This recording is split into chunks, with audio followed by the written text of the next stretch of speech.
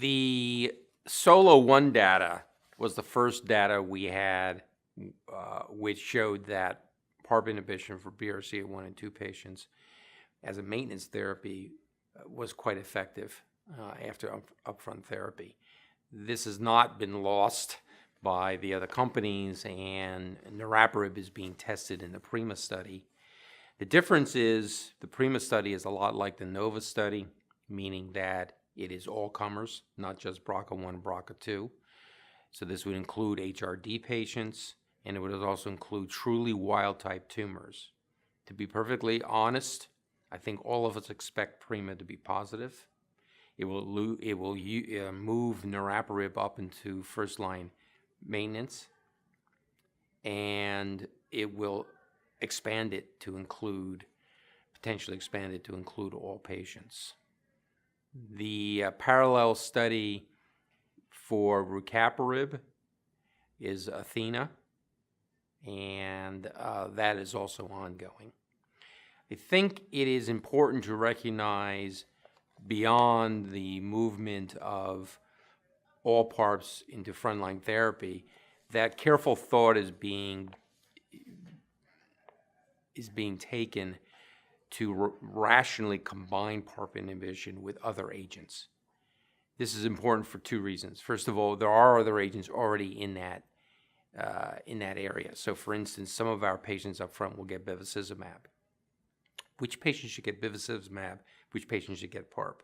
We're having that debate. PARP is probably relegated right now to BRCA1 and BRCA2 patients. Bev could essentially be all others, or at least all others that we think are high risk. Ultimately, combining PARP and Bev makes sense, and those studies are ongoing. And so in a fairly short period of time, we may have an answer that the combination is most effective, and then we won't have to essentially decide who should and should not get the combination. PARP inhibitors are also being combined with immuno-oncology drugs. The idea here is that a tumor that has a DNA repair abnormality will have a lot of mutations. They'll create neoantigens. The neoantigens will be recognized by the immune system, so it's a rational combination. There are essentially too many IO-PARP combinations for me to actually quote, but it's important to recognize that those results will be coming out.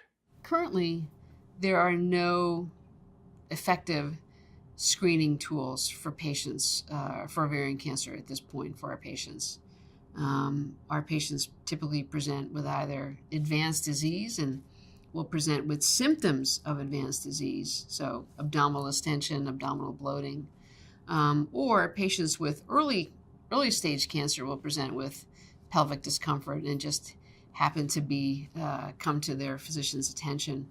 I think that a really good place to start for screening would be to test different screening techniques for patients who already have an elevated risk of ovarian cancer. So for those patients who have an underlying germline BRCA1 or 2 mutation, and if they are found to have this mutation when they're 30 or in their 20s, when's the optimal time to undergo risk-reducing surgeries? How do we detect early lesions? How do we help these women who we know have an elevated risk make that decision? Are they going to eventually develop this cancer? We don't know that because it's not for BRCA1, for example, is about a 40% risk of those patients eventually developing ovarian cancer. So not all women with underlying BRCA mutations will develop ovarian cancer. So helping those women figure out, are they destined to develop ovarian cancer, yes or no? And then also helping younger women decide when should they have risk-reducing surgery, because you don't want that to happen when they're 20. You want it to happen when they're 40s or 50s, but you want to make that based upon real data to telling them when their highest risk of developing the cancer is really going to be. The parting comments I would make is the historic perspective. For 20 years, we essentially talked about carboplatin and Taxol. We had these side arguments about Taxol versus Taxotere, IP versus IV. They were in many ways academic exercises as opposed to helping our patients. That has completely changed with the approval of bevacizumab and anti-angiogenic agents, the approval of the PARP inhibitors.